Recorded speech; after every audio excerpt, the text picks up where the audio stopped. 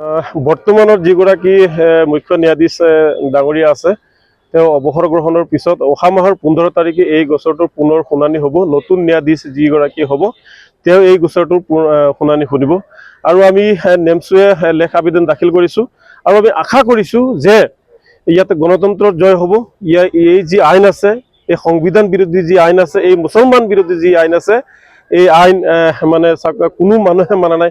ভাৰতবৰ্ষৰ মুছলমান মানুহে 20 কোটি মুছলমান মানুহে এই আইনখন বিৰোধ কৰি আহিছে, কিন্তু বিজেপি চৰকাৰে একমাত্ৰ যিকোনো ক্ষেত্ৰতে মুছলমানসকলক টাৰ্গেট কৰি আহিছে আৰু আমি ভাবিবলৈ বাধ্য হৈছোঁ যে 2026 চনত যদি এই বিজেপি চৰকাৰ পুনৰ আহে, মুছলমানৰ অৱস্থা যে ভাৰতবৰ্ষত কি হ'ব সেয়া কিন্তু ভাবিবই নোৱাৰি।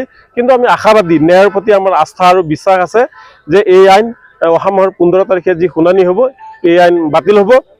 আৰু যদি বাতিল নহয় তেতিয়াহ'লে আমি নেমছৰ লগতে বিভিন্ন দল সংগঠনে আমি গণতান্ত্ৰিকভাৱে আন্দোলন কৰাৰ কাৰণে যিকোনো পৰ্যায়লৈ আমি যাব পাৰোঁ।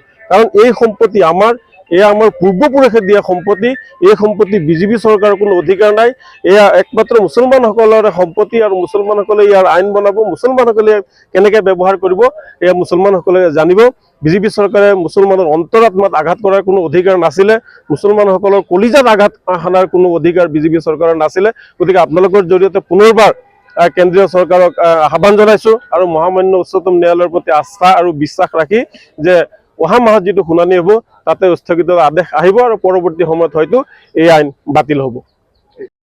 বৰ্তমানৰ যিগৰাকী মুখ্য ন্যায়াধীশ ডাঙৰীয়া আছে তেওঁ অৱসৰ গ্ৰহণৰ পিছত অহা মাহৰ 15 তাৰিখে এই গোচৰটোৰ পুনৰ শুনানি হ'ব। নতুন ন্যায়াধীশ যিগৰাকী হ'ব তেওঁ এই গোচৰটোৰ শুনানি শুনিব আৰু আমি নেমছুৱে লেখ আবেদন দাখিল কৰিছোঁ আৰু আমি আশা কৰিছোঁ যে ইয়াতে গণতন্ত্ৰৰ জয় হ'ব।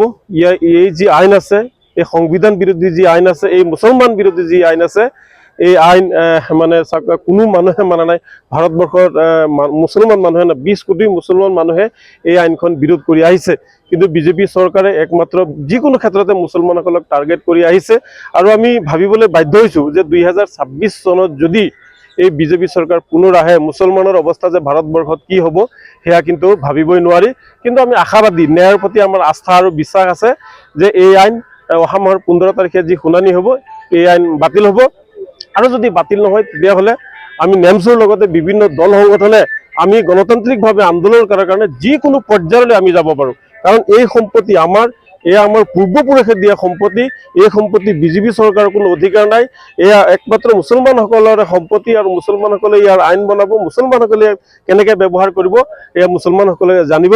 বিজেপি চৰকাৰে মুছলমানৰ অন্তৰাত্মাত আঘাত কৰাৰ কোনো অধিকাৰ নাছিলে, মুছলমানসকলৰ কলিজাত আঘাত সানাৰ কোনো অধিকাৰ বিজেপি চৰকাৰৰ নাছিলে। গতিকে আপোনালোকৰ জৰিয়তে পুনৰবাৰ কেন্দ্ৰীয় চৰকাৰক আহ্বান জনাইছোঁ আৰু মহামান্য উচ্চতম ন্যায়ালয়ৰ প্ৰতি আস্থা আৰু বিশ্বাস ৰাখি যে অহা মাহত যিটো শুনানি হ'ব তাতে